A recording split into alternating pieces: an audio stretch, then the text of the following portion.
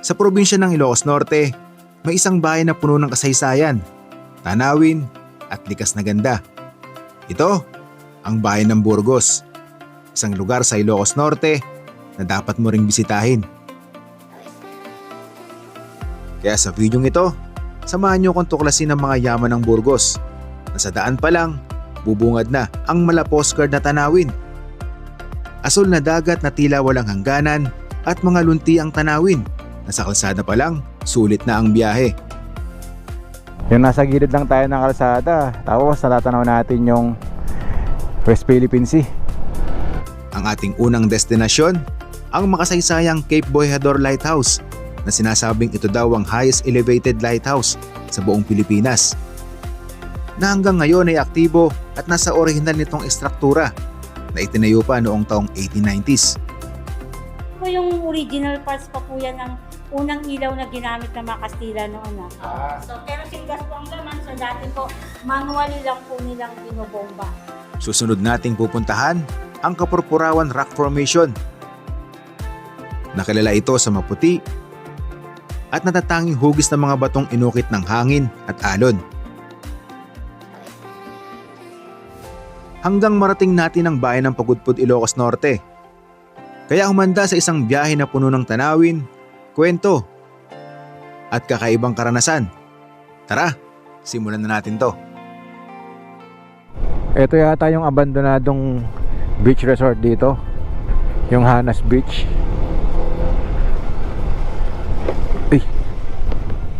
Grabe, nakataob na yung mga statue na ginamit dito. Naapektuhan din pala ng bagyo yung lugar na ito.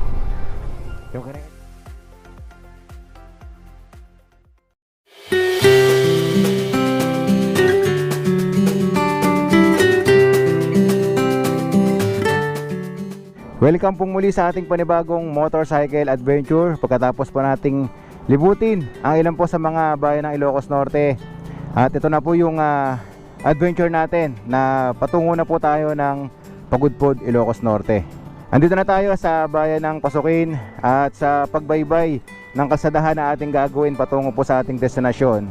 Dadaan tayo ng bayan ng Burgos. Sa bayan po ng Burgos, marami tayong mga tourist destination na pwedeng puntahan. Mula po dito sa bayan ng Pasukin, magmamotor pa tayo ng 22 kilometers.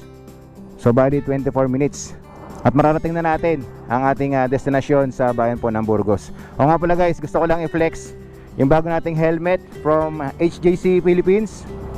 Yan guys, sa mga followers and subscribers natin, lalo na sa mga kagaya natin na lagi naglo-long ride, matagal na oras na nakasuot sa atin yung helmet natin. Kaya kailangan natin yung dekalidad na helmet, yung magagaan lang. Yan, shout out HJC Helmet Philippines. Thank you so much po. Okay, simulan na natin ang ating biyahe papunta sa ating destinasyon. Let's go!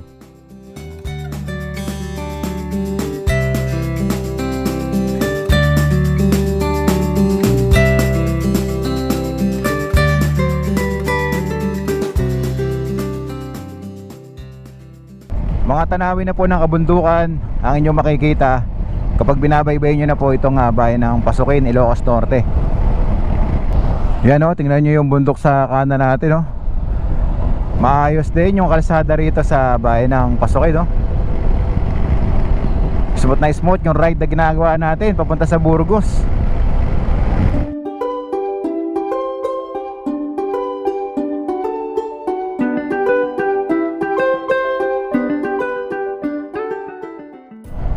Ito yung dagat na makikita nyo rito sa bayan po ng Pasukin. Wow, diba? Nasa biyahe pa lang tayo. Sa gilid lang ng kalsada Meron tayo makikita ng beach. Iba din ang ganda ng West Philippine Sea, Ang lawak, tapos asul na asul.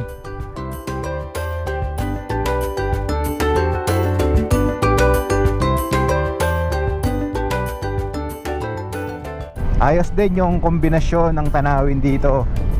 Karagatan sa kaliwa natin, tapos malawak na bukirin, kabundukan. Basta talaga sinabing probinsya ng Ilocos Norte, yung mga bayan-bayan dito, solid.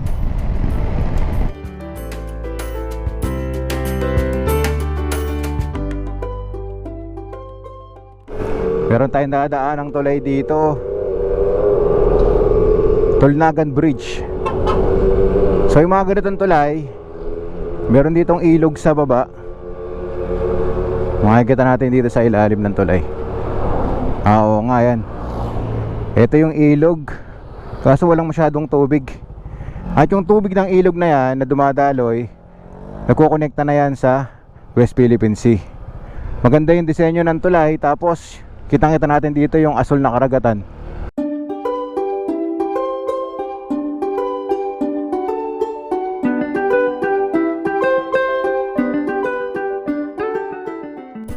Sumasalubong sa atin yung napakalakas na hanging amihan, no?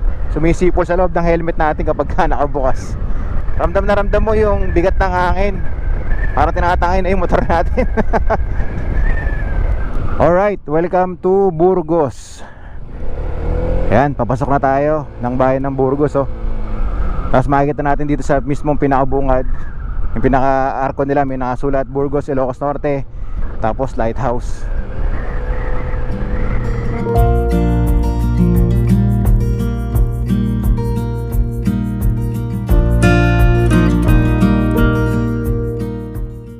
Ayun, nakikita ko na yung Cape Boyador, oh. Tatuktok ng bundok. Yun yung pupuntahan natin. Yan, nakahod din yung pag-akyat doon sa destinasyon na pupuntahan natin.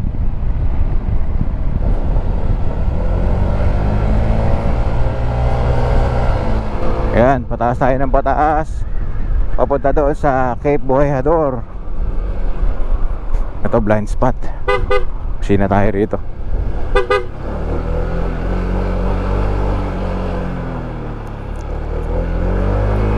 Hindi pala pinapaakyat dito yung heavy vehicles.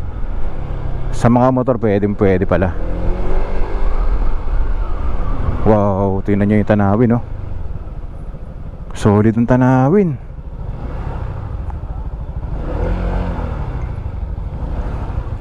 Ganda ng view. Sa hilagang bahagi ng Luzon, sa bayan ng Burgos, Ilocos Norte, matatagpuan ang isa sa mga pinakakilala at isa sa mga pinakamatandang parola ng Pilipinas, ang Cape Boyador Lighthouse, na kilala rin bilang parola ng Burgos. Ito ay tinayo noong panahon ng kolonyal na Espanyol. Unang nagningning ang parola noong March 30, 1892, na idinisenyo ni Engineer Mahin Pers Ipers noong 1887 at natapos sa ilalim ng pangangasiwa ni Engineer Guillermo Brockman. Ang istruktura ay gawa sa mga kombinasyon ng bato, kahoy at ladrilyo o bricks.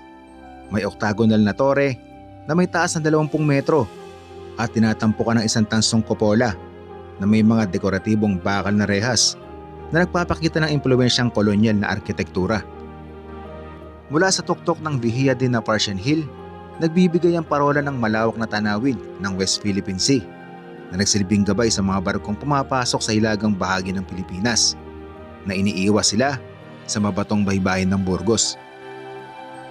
Bahagi ito ng plano ng pamahalang Espanyol noong 1857 na magtayo ng mga parola sa iba't ibang bahagi ng kapuluan upang gabayan ang mga barkong naglalayag sa karagatan ng Pilipinas. Pagkatapos yung akyatin yung mga hagdan, dito makikita na natin yung bahay, tapos yung pinaka lighthouse, itong Cape Boyador. And then kung tayo ay titingin sa gilid o sa likod natin, yan ang malawak na West Philippine Sea. Tignan nyo naman kung gaano kaganda yung tanawin na makikita nyo. Kapag andito na kayo, dito pwede na kayo mag picture. Ganda ng view sa picture ninyo dito. Kailangan natin magbayad ng 50 pesos per head. Ayan.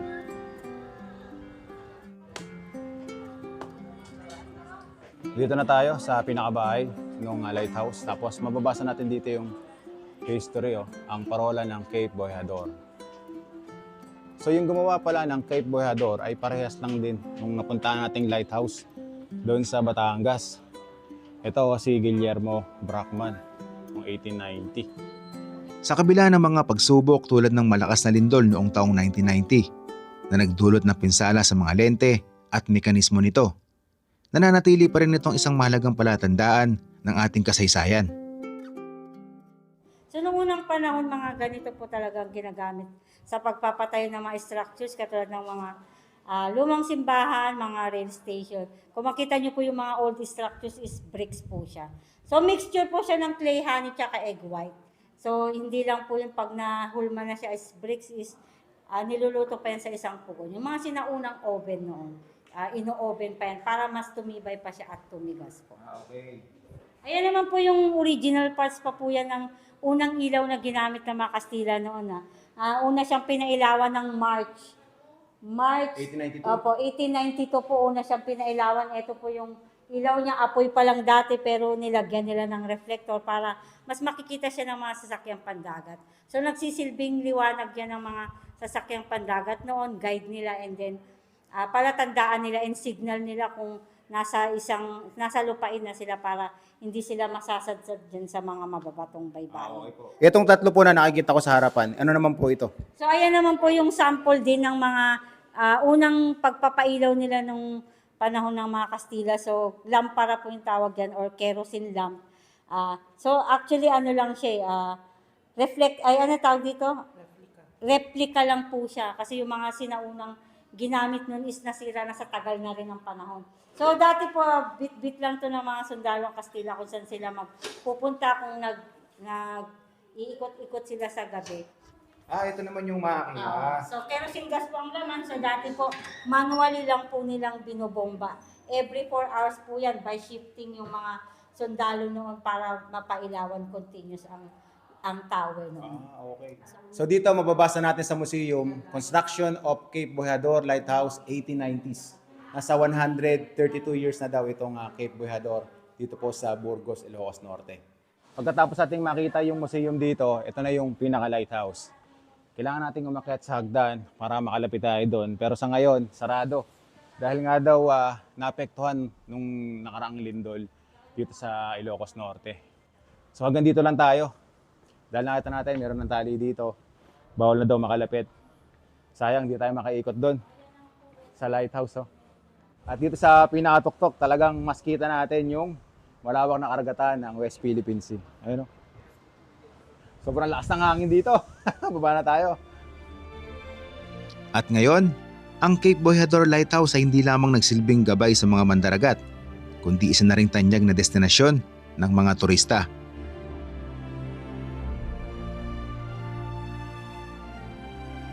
Noong August 13, 2004, idineklara ito bilang National Historical Landmark at noong June 20, 2005 bilang National Cultural Treasure ng Pilipinas. Ang Cape Bojador Lighthouse ng Burgos, Ilocos Norte ay isang buhay na saksi sa mayamang kasaysayan ng ating bansa. Patuloy na nagliliwanag hindi lamang sa karagatan, kundi pati na rin sa ating kultura at pamana. Okay guys, napuntahan na natin itong Cape Bojador dito po sa Burgos, Ilocos Norte. So yung susunod na destination na pupuntahan natin, ito po yung Kapurpurawan Rock Formation at dito rin po yan sa bayan ng Burgos. Mula po dito sa Cape Bojador, magmamotor pa tayo ng 14 minutes, 9 kilometers at mararating na natin ang Kapurpurawan Rock Formation. Okay, let's do it.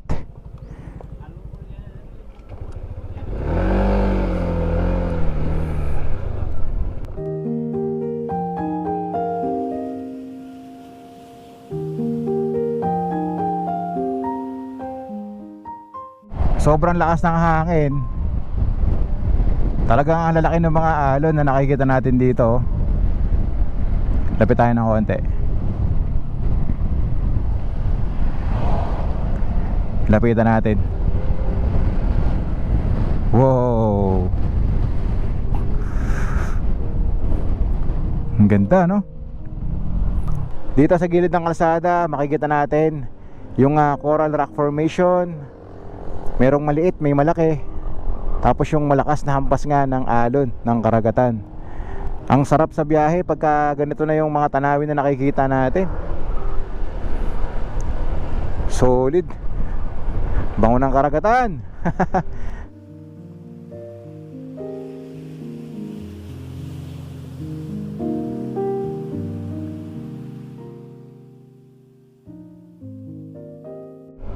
Yan, kakaliwa tayo dito.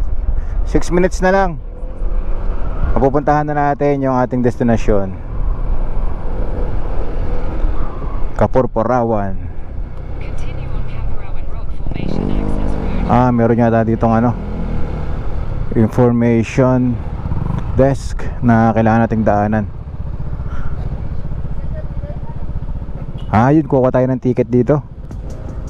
Entrance fee. Okay, dito tayo kukuha pala.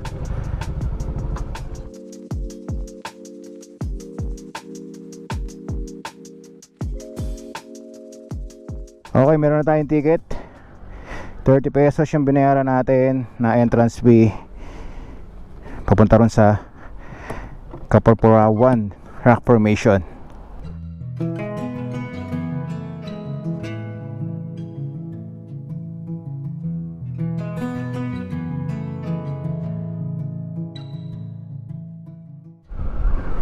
Dito sa kalsada na dinadaanan natin papunta doon sa Kapurpurawan Rock Formation, nakikita natin yung mga wind turbine dito sa Burgos, Ilocos Norte. Yun sumasabay sa malakas na hangin yung ikot ng mga windmill dito sa Burgos, Ilocos Norte. Yung daan pala papunta doon sa Kapurpurawan Rock Formation, marami din tayong madadaanan dito na mga wind turbine, no? Ang ganda ng kombinasyon ng mga tanawin. Makapal na punong kahoy sa gilid, tapos yung mga parang higante na mga electric pan, no? Woo! Ganda!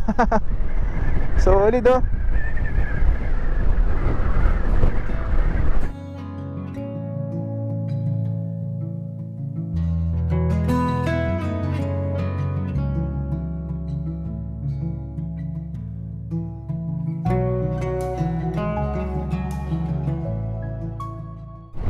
Ito na tayo, guys.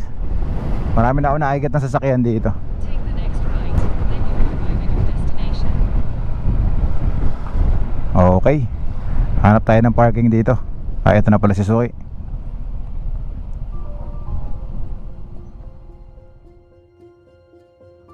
Sa baybayin ng Burgos, Ilocos Norte, matatagpuan ang Kapurpurawan Rock Formation, isa ring obra ng kalikasan na hinubog ng hangin, alon at panahon. Ang pangalang Kapurpurawan ay nagmula sa salitang Ilocano na puraw, na ang ibig sabihin ay puti, at tumutukoy sa makinis at maliwanag na kulay ng mga batong apog dito. Ang formasyon ng mga batong ito ay nabuo sa loob ng libu-libong taon, dulot ng sedimentasyon at erosion mula sa malalakas na alon ng dagat kanlurang Pilipinas. Ang kakaibang hugis nito ay tila isang eskulturang likha ng tao, ay resulta ng tuloy-tuloy na paghulma ng kalikasan. Maliban sa likas nitong ganda, ang Kapurpurawan ay dinarayo dahil sa tanawin dito, mga nakakamanghang kabundukan, asul na dagat at ang malawak na kalangitan.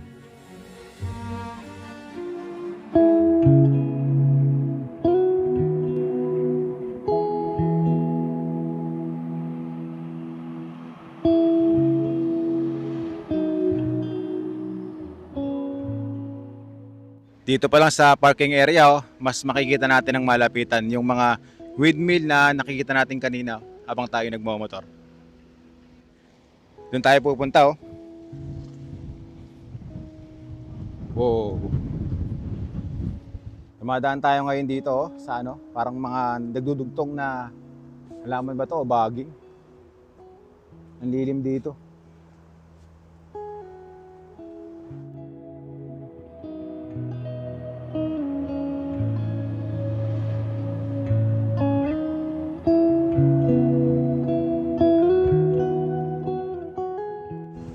Kailangan pa nating maglakad para makalapit tayo. Ayun yung mga rock formation, Kaso ngayon ay umaambo na. Kung aabutan pa yata tayo ng ulan dito. Habang papunta tayo dun sa Kapurpurawan na rock formation. Habang kayo ay naglalakad, sinasalubong nga tayo ng malakas na hangin ng amihan dito. Tapos nakikita natin yung malakas na alon ng karagatan.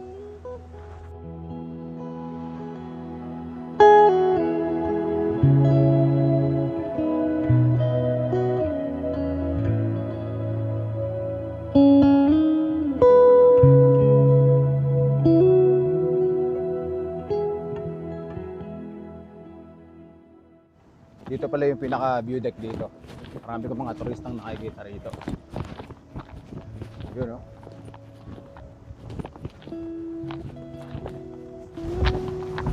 Alright. Yun, no? Ganda ng view. Ito yung ginawa nilang view deck dito para makita ninyo yung malawak na karagatan ng West Philippine Sea dito. Mga windmill, kabundukan, rock formation, yun yung mga tanawin na makikita nyo rito. Ganda. Ang Kapurpurawan Rock Formation ay hindi lamang isang tanawin. Ito ay patunay ng kahangahangang yaman ng kalikasan ng Ilocos Norte. Isang lugar na siguradong mag-iiwan ng alaala sa bawat bumibisita.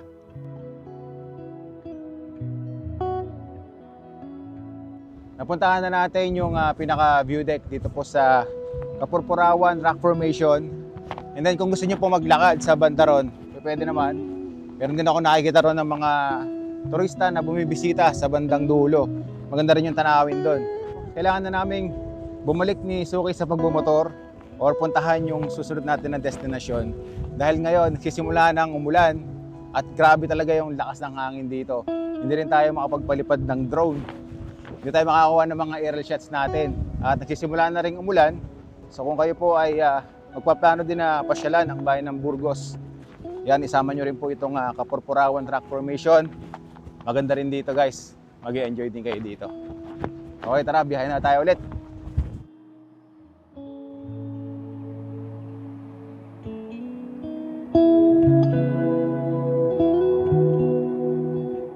Ngayon, ang aming destinasyon, patungo kami sa bayan ng Pagudpod, Ilocos Norte. So mula dito sa Burgos, magmumotor pa tayo ng 26 minutes, 20 kilometers. Nakapin na tayo doon sa welcome arch ng Pagudpod. Wow, laki ng windmill, oh. Andito na yata tayo sa bayan ng Bangi, Ilocos Norte. Okay, Bangi, Ilocos Norte na nga tayo. Ito yung arko nila, oh. Papasok na tayo. Bangi, tapos may wind turbine doon sa gilid.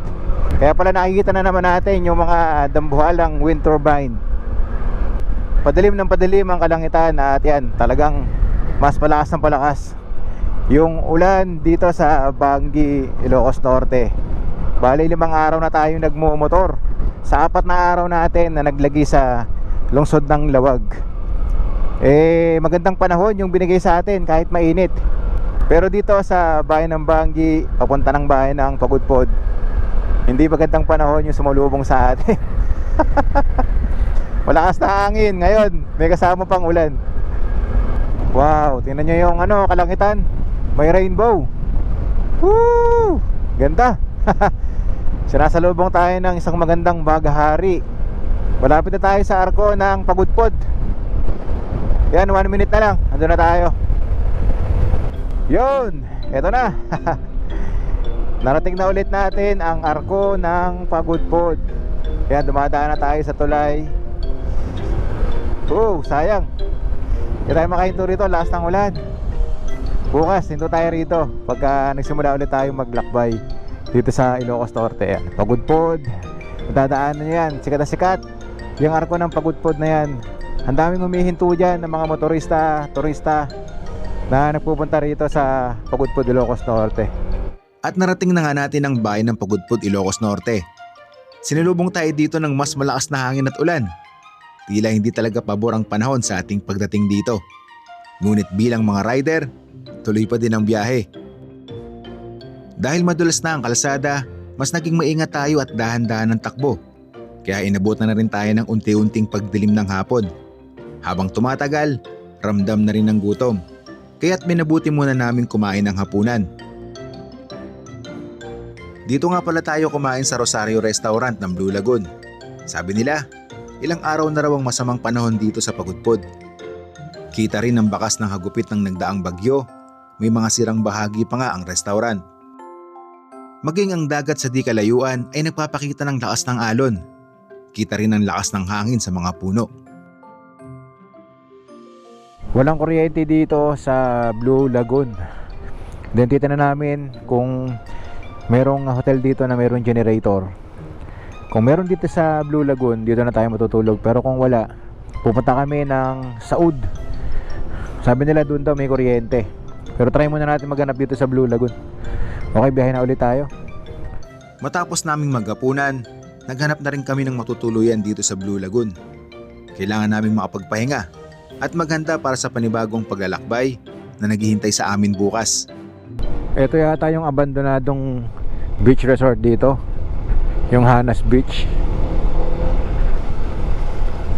Ay, grabe, nakataob na yung mga statue na ginamit dito. Ayan, naapektuhan din pala ng bagyo yung lugar na to. Nakaharap na tayo ng bahay na tutuluyan natin dito sa Blue Lagoon, Pagudpod, Ilocos Norte. Okay, ito yung kwarto na tutuluyan natin dito for overnight stay. Yan, double deck. Meron na siyang 2 unan, tapos kumot, tuwalya. Maliit lang yung room pero okay na to para sa 2. And merong TV. Siyempre, air condition. Wow.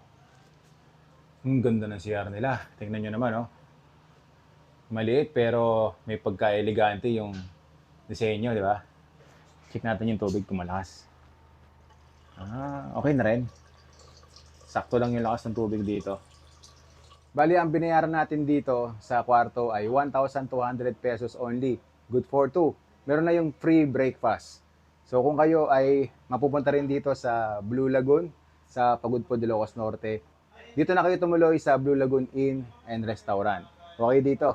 Marami pa tayong gustong puntahan dito sa Pagudpod. Sana lang bigyan tayo ng magandang panahon. Okay?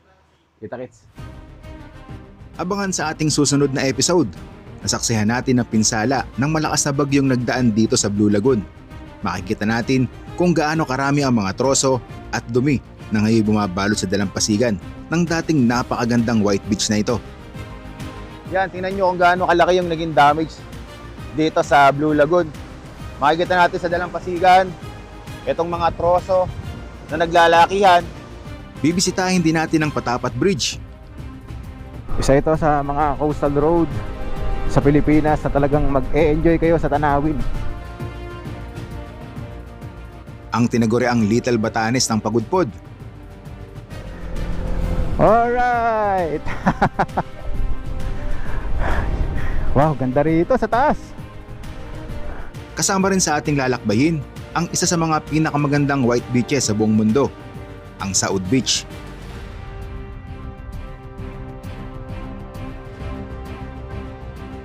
At ang tanyag na Baangi Windmill.